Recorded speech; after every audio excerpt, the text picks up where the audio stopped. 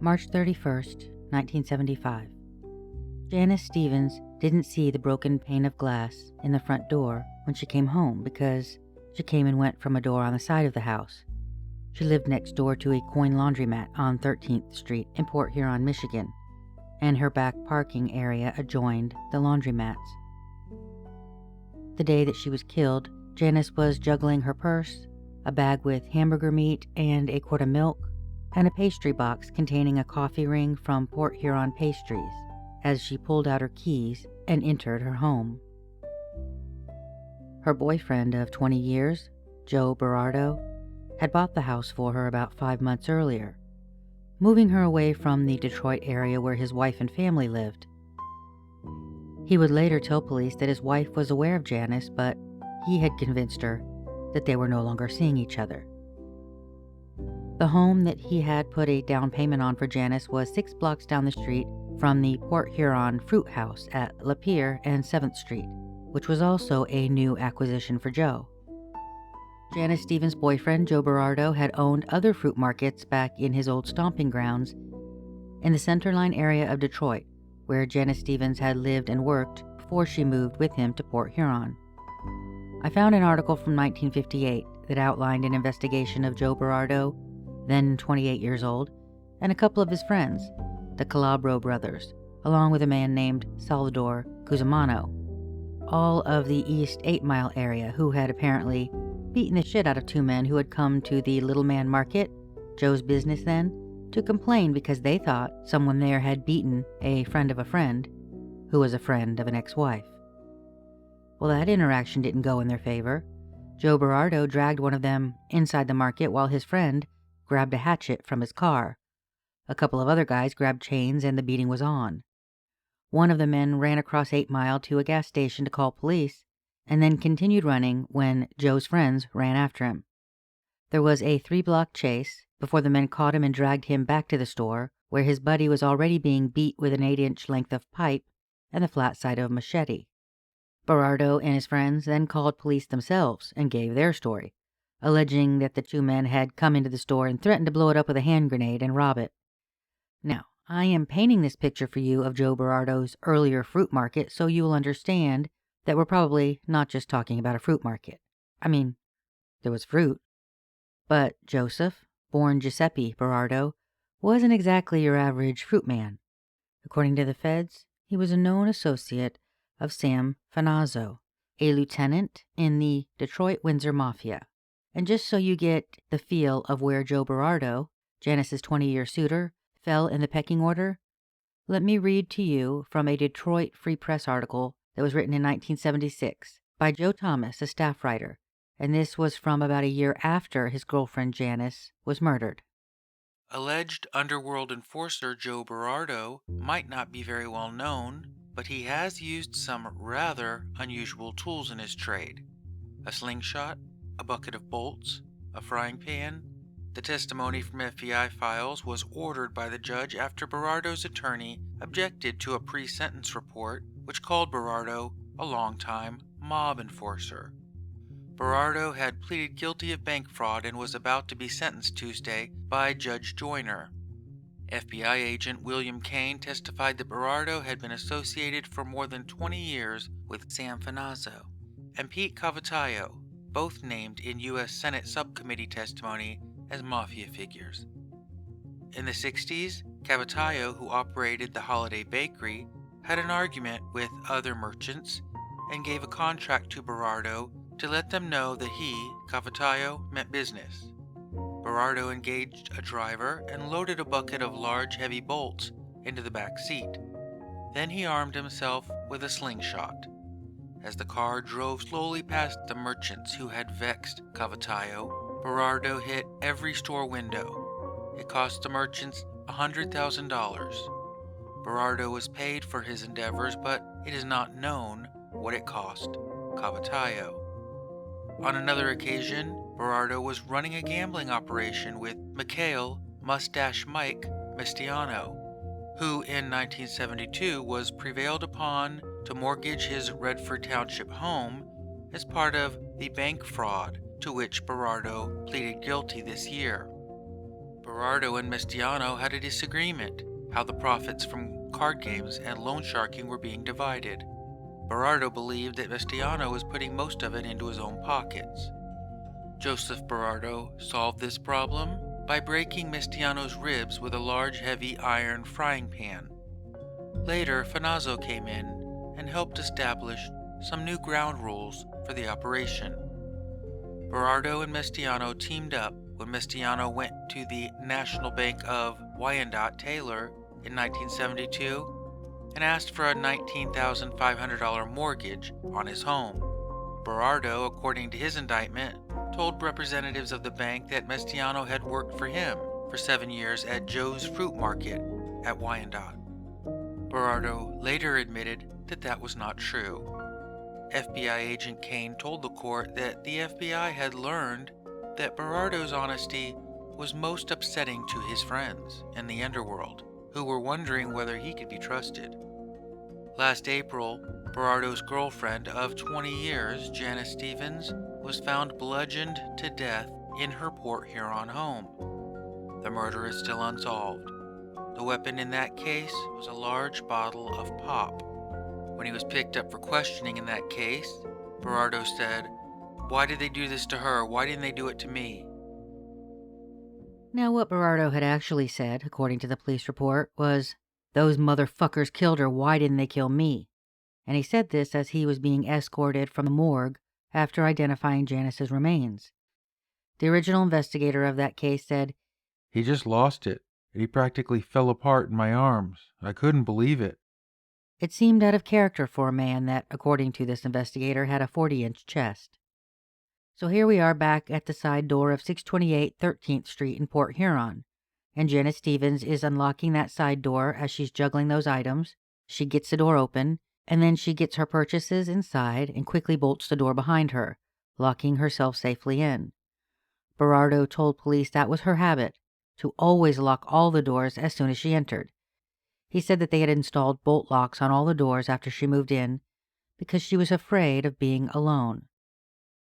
Police would find that side door as well as all the other doors locked and bolted from the inside, except for one of the two front porch doors.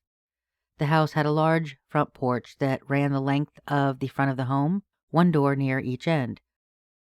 She only made it up a couple steps into the kitchen and past the bag of quart-sized soda bottles that she kept in the home because Joe liked his pop. Ironically, it would be one of those bottles that Janice would be beaten to death with right there in her kitchen. That day, on March 31st, 1975, someone was already inside the house waiting for her.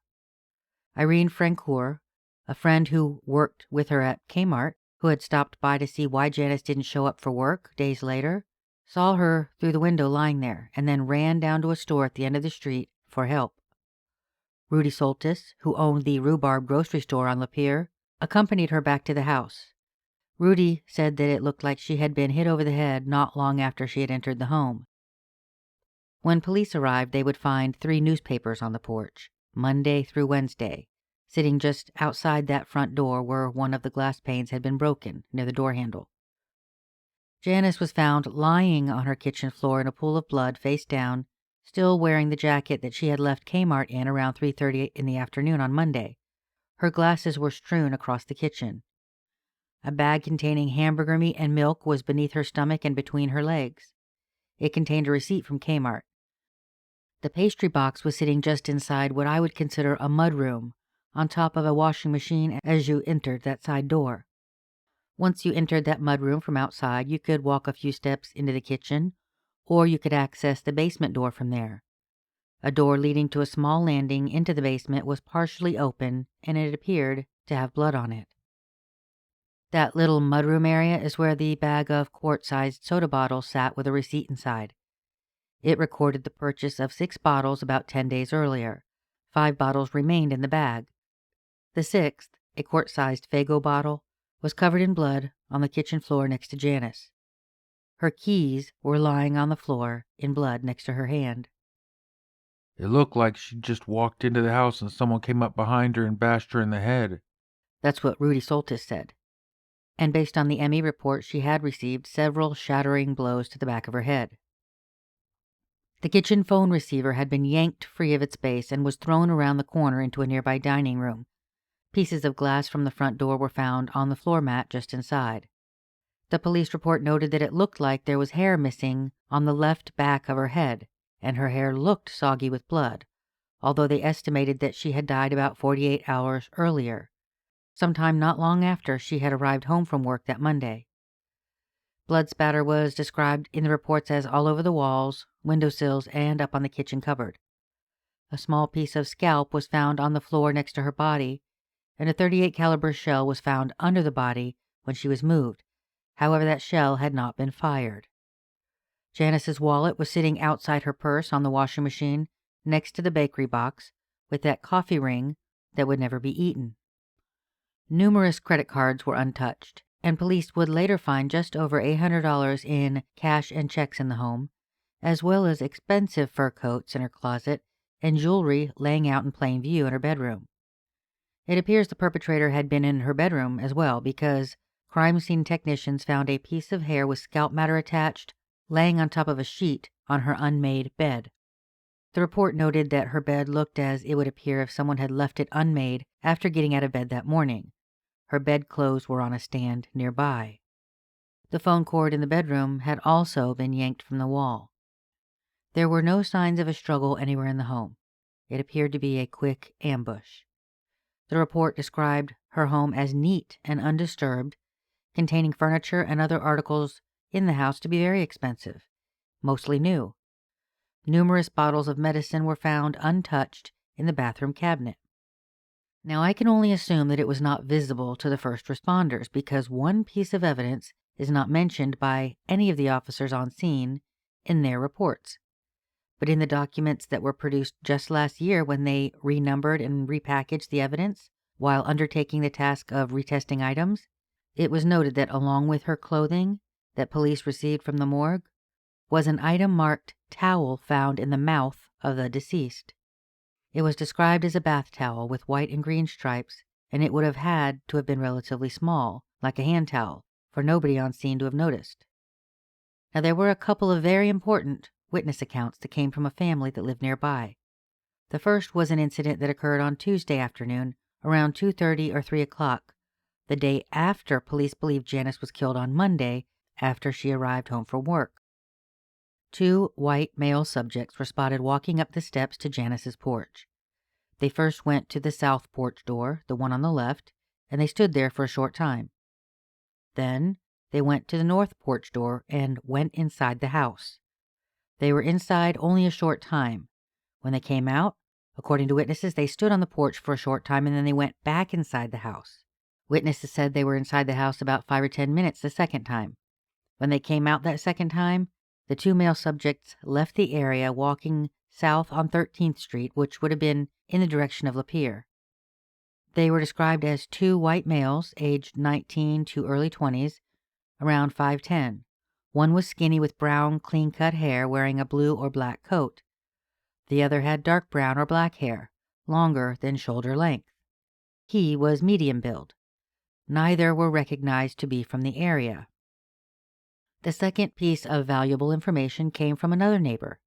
She was sure that Janice had another male friend, because she had seen that man going into the house on several occasions, and she knew it was not who she described as the big fat man, which would have been Joseph Berardo. He was a large man. She said no, she knew him, and this other man was not him.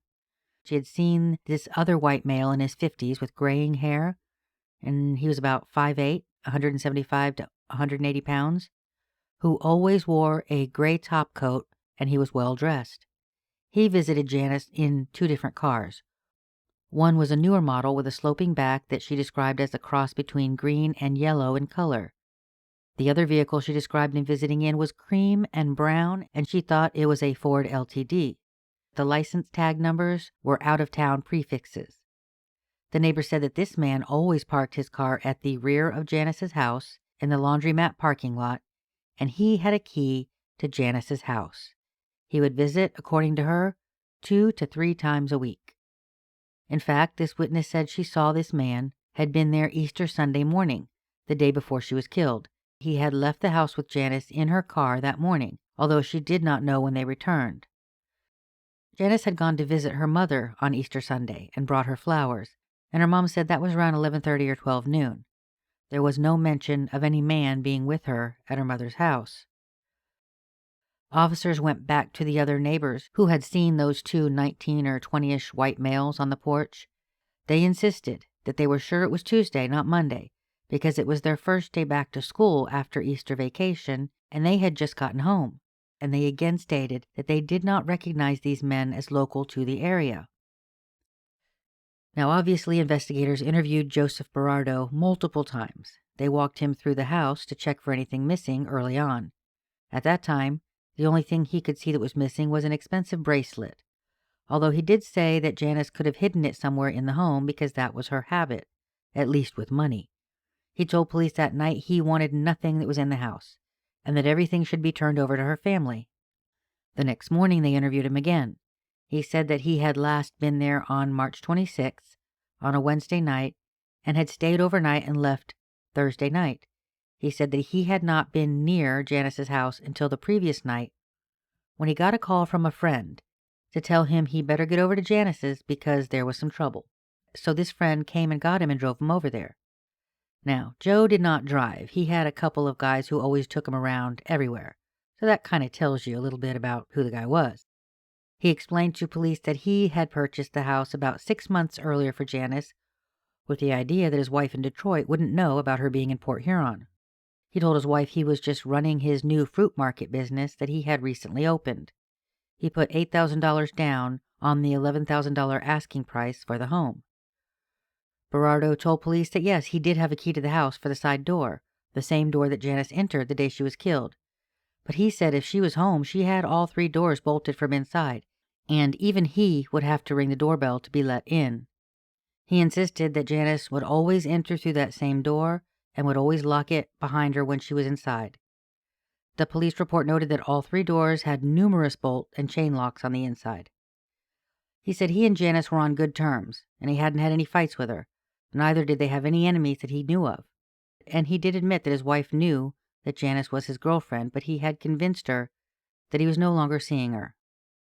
They asked him if he or she owned any guns, and he said no. He had given his up some time ago. But then they asked him about the number of shells that they had found in one of her jewelry cases. Berardo said those were for the guns that he used to have. Berardo had an alibi. He said he was in Detroit all day Monday. He had supper at a Mexican restaurant, and then he went home and he made several business calls.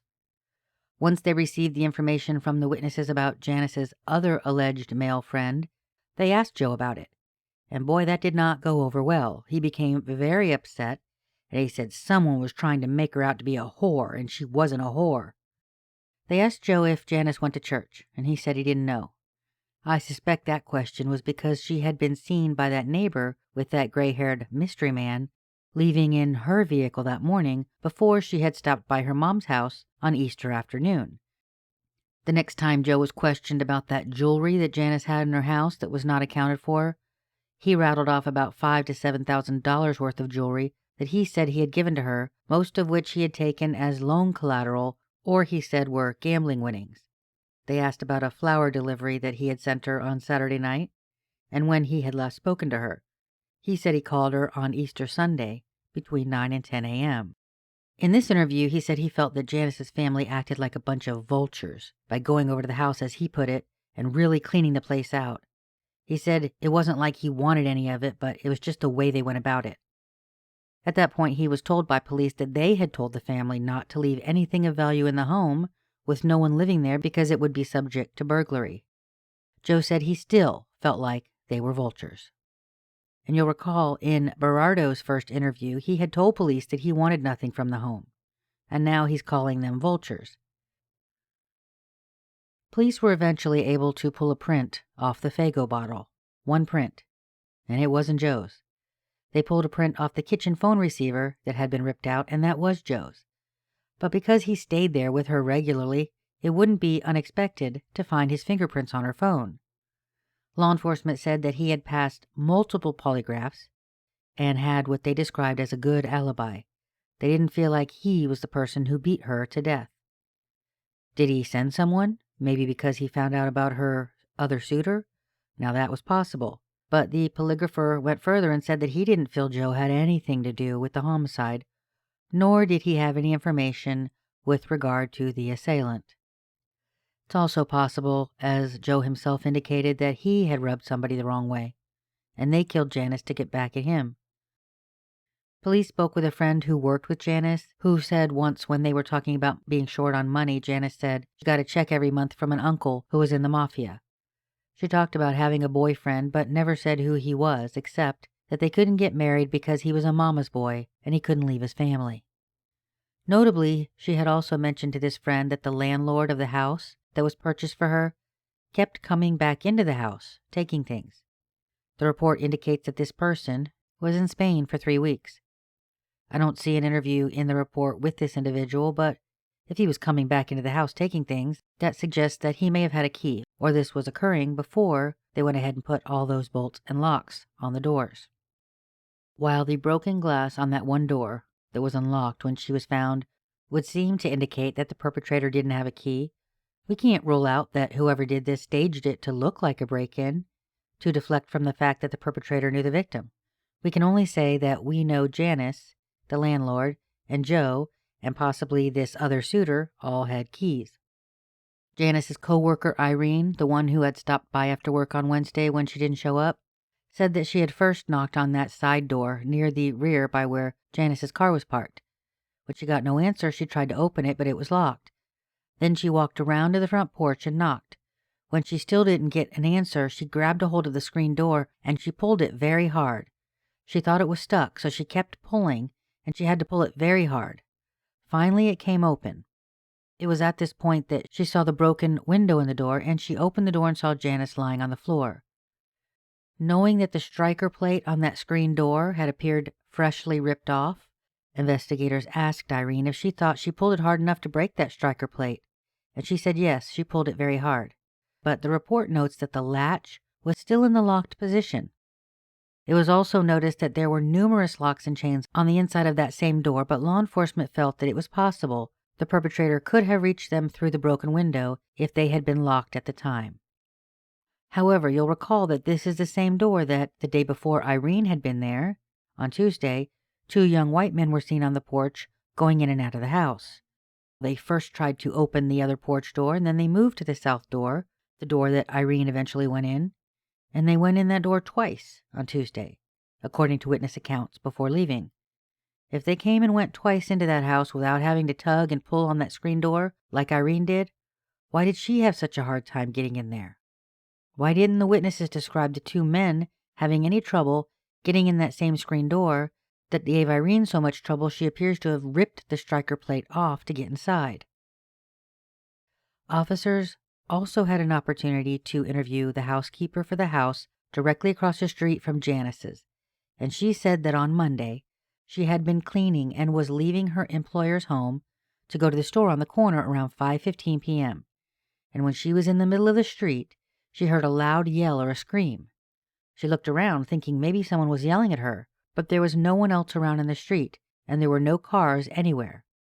The police report says, The sound that she heard could have been the deceased screaming, as it is felt that she was killed about this time.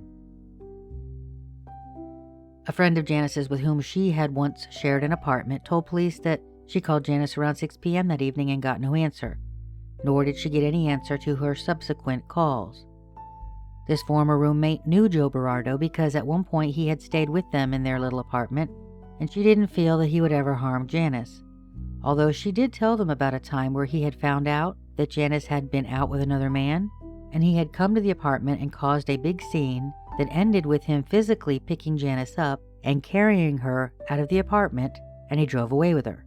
A short time later, Janice called her roommate to assure her that she was fine and that Joe would never hurt her. This friend later found out that Joe had threatened the man Janice had been out with, and he never came back to see her. This witness said that Joe was very gentle with Janice, and she couldn't see him ever laying a hand on her. Based on the reports that I received, it does not look like police ever identified either the 2 white men who were seen going in and out of her house on the day before her body was discovered, or the gray-haired man in his 50s, who the neighbor said that she had repeatedly seen visiting Janice at her house. Janice Stevens is buried in the Resurrection Cemetery in Macomb County, Michigan, where, interestingly, several Detroit organized crime figures are also buried, including Sam Fizanno, with whom the FBI said Janice's longtime lover, Joe Bardo, was associated. If you have any information about the murder of Janice Stevens, you can contact the Port Huron Police Department at 810-984-8415. That's 810-984-8415.